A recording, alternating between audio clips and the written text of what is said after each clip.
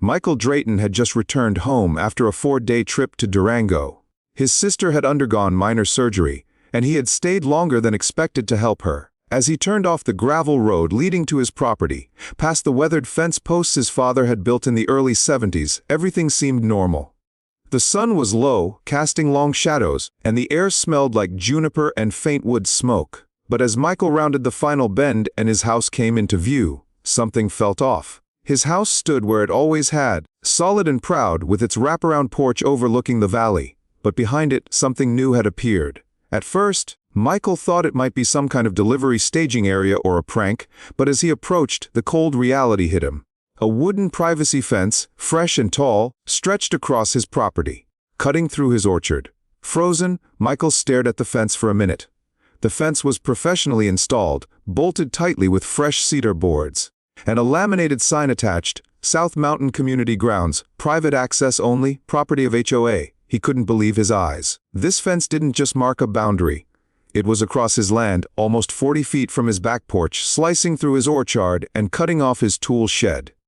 Michael's pulse quickened. He rushed inside and grabbed his old property survey map, dated, stamped, notarized, the same one his father had used years ago. According to the land registry, there were no changes to his property, no boundary disputes filed. His 6 acres were still his, clearly marked and not part of the Mountain Crest OA's jurisdiction.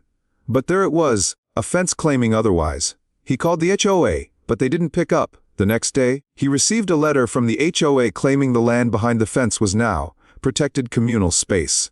The letter stated that the land had been subject to informal shared usage for decades, and that the HOA now had legal access. Michael knew this was false. His father had worked hard for that land, and he wasn't going to let them take it without a fight. Over the next few days, Michael took action. He brought in a private surveyor, called in favors, and filed complaints. Soon his efforts gained traction. He began documenting everything: photos, videos, the HOA's attempts at intimidation, and posted it online. The response was overwhelming. People from all over the country reached out, sharing their own stories of HOA overreach. Eventually, with the help of a lawyer and overwhelming evidence, Michael won the fight. The fence came down. But it didn't stop there. The story sparked a wave of public outcry, leading to new legislation aimed at protecting homeowners from HOA overreach. Michael's victory wasn't just about reclaiming his land.